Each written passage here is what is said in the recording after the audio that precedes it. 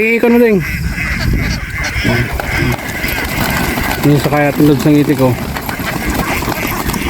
Dito ngayon sa bagong pastulan. Oh, may natira pa ding, may natira pa. Sa padalawang layer yata, ding. Itas mo muna yan, oh. May na-trap pa.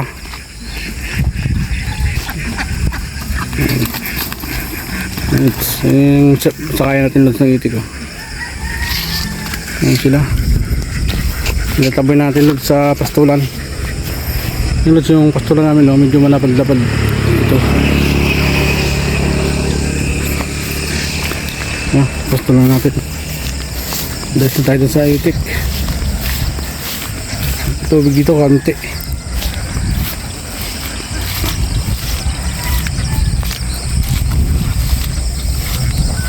Sige din, uwi ka na din. Ako nang bahala dito.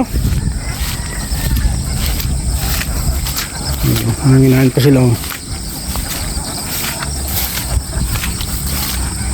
Hindi ko na dalhin sa kabila. Tatawid tayo ng irrigation mga lods, oh. Hanginahan sila, oh.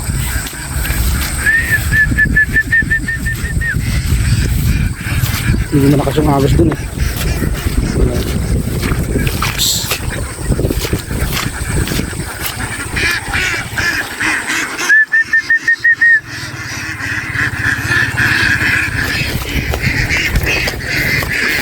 Yan, sasakbo tayo.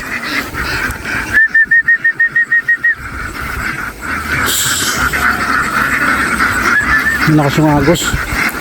Baka madala. Yung irrigation dito, lakas ng tubig, oh. Ingatan natin na hindi sila madala ng agos.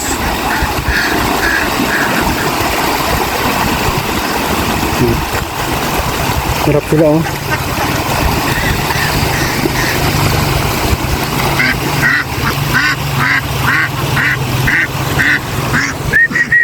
May iwan pa, oh.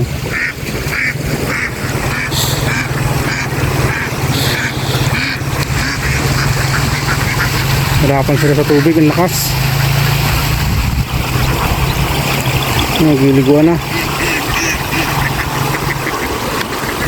Medyo magandang pasturan nito na ulit. Tambuan lang sa dulo. Naliligo pa sila, oh.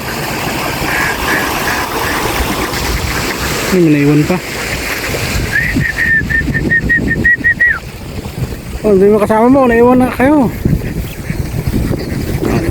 Nabugin natin yung naiwan. Hindi ako pamandi ng agos. Hindi ko madala, eh.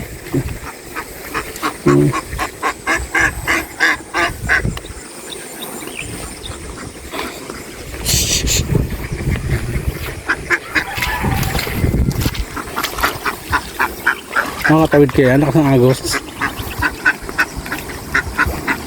Medyo itik ko na bulag yata yung isang mata niyan, eh. Ulihin ko na lang.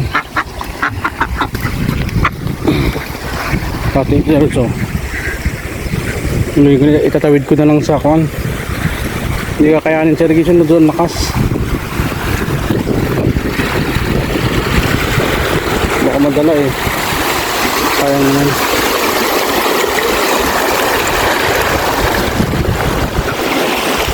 Hindi sa dulo. Hinahin sila habang pupunta doon sa dulo. Medyo malawak-lawak yung doon sa pasturan natin dito. Hindi pa na galing sa 4 na hektarya ito, eh. Mayroon tulad sa tiyahin ko. Hindi pa nila naararo. Kaya ito, pinakaligawan muna natin ng itik. Kasi paano, eh, may makakain. Habang na kung sila yung may iwan pa, oh. Parang madaling tumaba ng itlog na marami.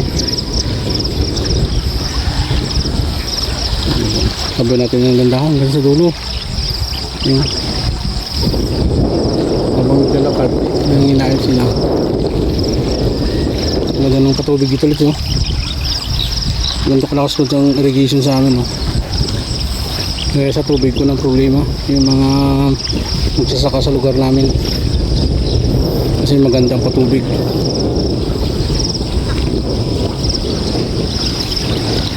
Hinahin sila, hinanod sila natin mga alagang itik.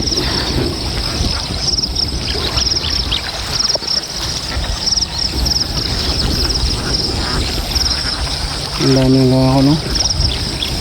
Nagkababahan, ibig sabihin ng lods, mangitlog pa yan. Maganda pa yung balahibo nila eh.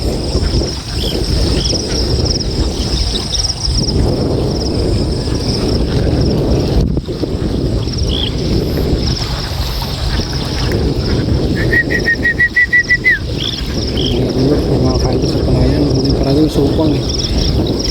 Maraming palay. Ngayon para ako dun, no?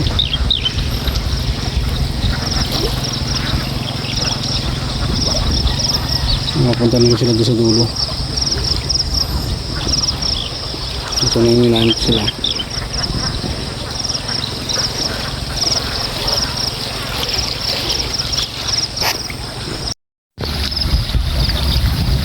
Yan also, ang hinain na sila. Yung iba nagpapahinga na, busog na eh. Yung iba naman ang hinain niya. Maganda yung pastura natin dito mga lods.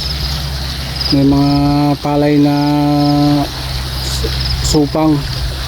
Yung ibig sabihin ng supang eh, yung inani na tapos sumibol. Ayun o, iba hinog na. Kaya napapakinabangan ng mga itik. Iba naman mabilis mabusog. Yung iba naman eh, nanginginain. Sa dulo. Yung mahinga yung iba.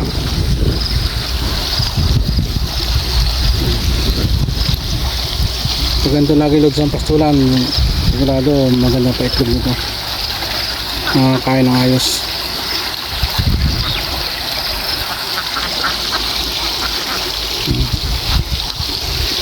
Ito na yung kain nila at maraming tubig.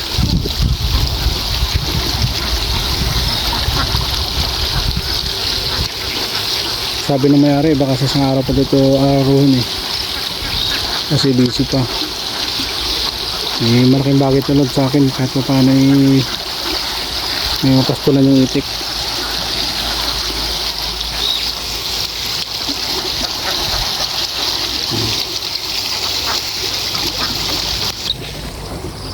Panonood, salamat sa panonood. Bye bye.